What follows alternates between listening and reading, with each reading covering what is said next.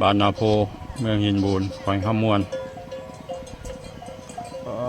ตัวสวยงามขนาดเนาะตอนนี้น้ำท่วมก่อนน้ำก็เริ่มลงแล้วพี่น้องแต่ว่ารถใหญ่รถกระบะเขาจะเอามาจอดไว้พี่มดเนาะวิวภูเขาหินปูน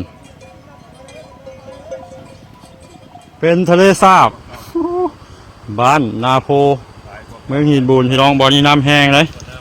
น้ำประกันเด้อน้ำประกันมันดันขึ้นมาเนาะปีนี้ท่วมไวขนาดไปก็ได้แล้วเนี่ยเขาเนี้ยทั้งภาพ ได้ขี่รถไถเข้าไปได้ต้นฉบับก็คือน้ำมันไหลแห้งไงเบาสอนอ่อนทั่วเนาะเพิ่นออกบ้านนาโพเนาะก็คือไปทางนาโพผาแคนเมืองหินบูนแข่งขมวนเนาะจุดเดี๋ยวนี้ก็ท่วมแล้วนาเข้าเนาะแต่ว่าบางจุดก็ถือว่าได้ย่างข้ามเพียงหัวเข้าหัวแข้งหัวขาแล้วเนาะได้ขี่เรือหรือว่ารถไถออกรถจักรในท่าว่าเอาข้ามเนี่ยก็ได้คือว่า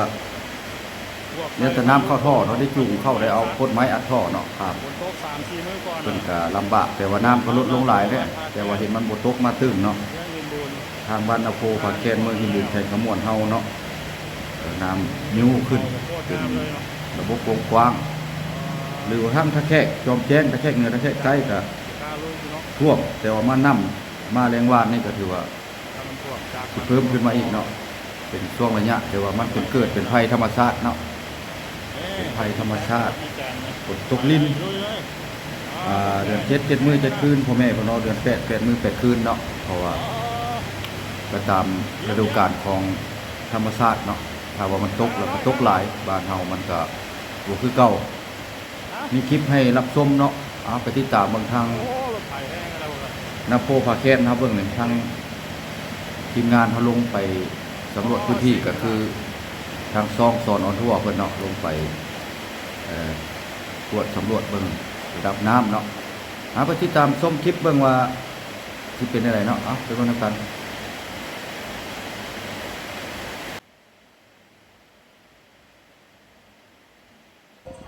บ้านนาโพเมืองหินบูนแขวงคำมวนตัวสวยงามขนาดเนาะตอนนี้น้ำท่วมก่อนน้ำก็เริ่มลงแล้วพี่น้องแต่ว่ารถใหญ่รถกระบะเขาจะเอามาจอดไว้พี่มดเนาะวิวภูเขาหินปูนเป็นทะเลสาบบ้านนาโพเมืองหินบูนพี่น้องบ่อนี้น้ำแห้งเลยน้ำประกันเด้อน้ำประกันมันดันขึ้นมาเนาะปีนี้ท่วมไวขนาดไปก็ได้แล้วเนี่ยต้องได้ขี่รถไถเข้าไปได้น้ำมันไหลแห้งเนี่ยเพิ่งเลยบ้านนาโพเมืองหินบูนย่างไปได้ประมาณเพียงกายหัวเข่าขึ้นมาเนี่ยถดไหลแห้งครับสบายดีก็อื่นมันก็เขาเนี้ยทั้งภาพทั้งน้ำประกันเด้อพี่น้องน้ำประกันเบาสอนอ่อนทั่วเนาะน้ำประกันลงพื้นที่เนาะก็คือไปบวกใส่พายุฝนเนาะพายุไหมซักฝนตก3-4 มื้อก่อนน่ะเมืองหินบูนแข่งขมวนเนาะเดี๋ยวนี้ก็ท่วมแล้วนาเข้าเนาะแต่ว่าบางจุดก็ถือว่าได้ย่างข้ามเพียงหัวเข้าหัวแข้งหัวขาเนาะได้ขี่เรือหรือว่ารถไถออกรถจักรในท่าว่าเอาข้ามเนี่ยก็ได้ถือว่าเนี่ยแต่น้ำเข้าท่อเนาะได้จูงเข้าได้เอาโคตรไม้อัดท่อเนาะครับเป็นก็ลำบากแต่ว่าน้ำก็ลดลงหลายเนี่ยแต่ว่าเห็นมันบดตกมาตึ้งเนาะทางบ้านนาโพผาแคนเมืองหินบูนแข่งขมวนเฮาเนาะน้ำนิ้วขึ้นเป็นระบบกว้างหรือทั้งตะแคกจอมแจ้งตะแคกเหนือตะแคกใต้ก็ท่วมแต่ว่ามาแรงวานนี่ก็ถือว่าเพิ่มขึ้นมาอีกเนาะเป็นช่วงระยะแต่ว่ามันเกิดเป็นภัยธรรมชาติเนาะเป็นภัยธรรมชาติฝนตกลิ้นเดือน7 มื้อ7 คืนพ่อแม่พ่อน้องเดือน8 มื้อ8 คืนเนาะเพราะว่าก็ตามฤดูกาลของธรรมชาติเนาะถ้าว่ามันตกแล้วก็ตกหลายบ้านเฮามันก็บ่คือเก่ามีคลิปให้รับชมเนาะไปติดตามเบิ่งทางนาโพผาแคนครับเบื้องหนึ่งทางทีมงานเขาลงไปสำรวจพื้นที่ก็คือท ทางซ่องสอนออนทั่วเพิ่นเนาะลงไปตรวจสำรวจเบิ่งระดับน้ำเนาะไปติดตามชมคลิปเบิ่งว่าสิเป็นอะไรเนาะไปเบิ่งนำกันผ่านมาแต่ว่าท่วมมันก็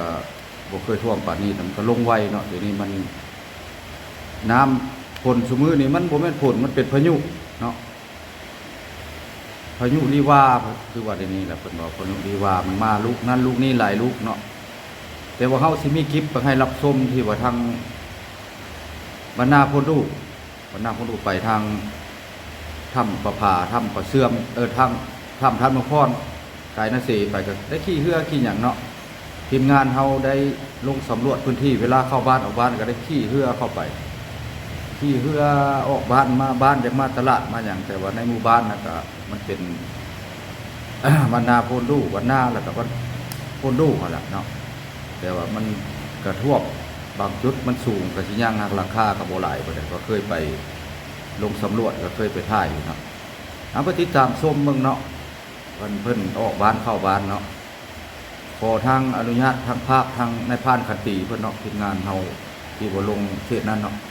ไปเบิ่งนำกันพี่น้องคลิปเนาะ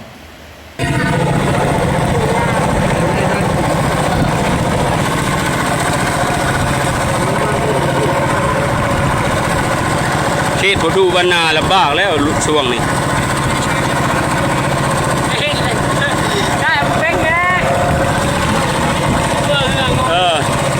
สมบูรณ์เหือจักผู้ถึงดอกพันเกมฮะโคโดซานฮะคุณละพันกีบ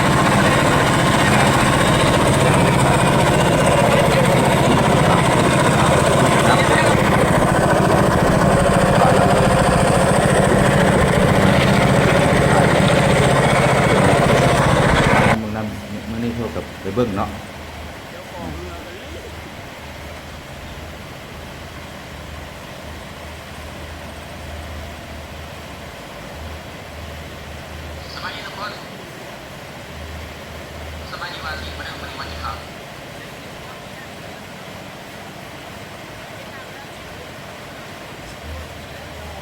ธรรมชาติเป็นวงพวงขนาดซ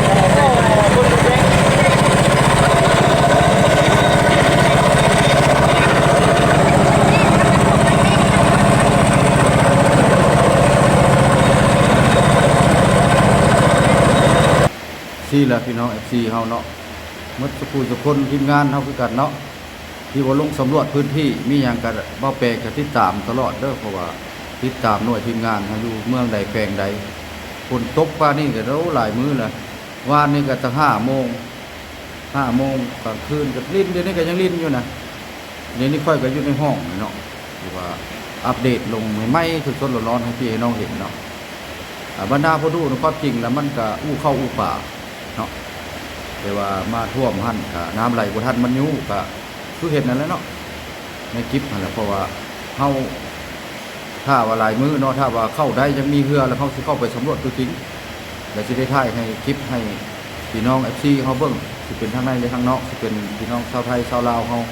อยู่ใส่ก็แล้วแต่ภาคเข้าเป็นกำลังใจในเด้อหมดทุกคนพี่น้องเฮาเนาะทางผู้สนับสนุนผู้ติดตามคลิปติดตามไม่เนาะให้ภาคเข้ามาให้กำลังใจกันแน่เนาะพี่น้องผ่านมาก็บ่ปะบ่ปล่อยบ่วางกันผู้ใดมาเบิ่งชมคลิปก็ให้อยู่ดีมีแรงสุขภาพเข้มแข็งแรงหมดทุกคนเนาะคลิปนี้ก็บ่มีหยังหลวงหลายก็มาอัปเดตสถานการณ์ในแต่ละพื้นที่เนาะให้พี่ให้น้องเบิ่งมีหยังก็ภาคเข้าเป็นความหวังไว้เลยทางทีมงานเฮาเนาะคือว่าเจ้าของต้นฉบับสอนออนทั่วหรือว่าในพานขันตีเนาะหรือว่าทุกอื่นต่างๆเนาะมาแปลงก็มื้อนี้ก็บ่ได้ไปมีแต่ว่าอัปเดตที่ว่าภาพทีมงานเฮาลงพื้นที่ให้เบิ่งเนาะคลิปนี้ก็เว้าหลายอย่างห้างเนาะไปก่อนหมดทุกคนที่เป็นพี่น้องชาวไทยเฮาชาวลาวเฮาเมื่อทุกคนเนาะผิดพลาดประการใดบ่พักบ่แน่ก็ขอโทษขออภัยนำพี่น้องเนาะเพราะว่ายังบ่ได้ค่อยเฮ็ดที่ว่าพื้นที่ที่ว่าดึงภาพมานี่ก็ขอโทษขออภัยเนาะถ้าว่าบ่คักบ่แน่ก็ได้ผิดพลาดประการใดไปเบิดทุกคน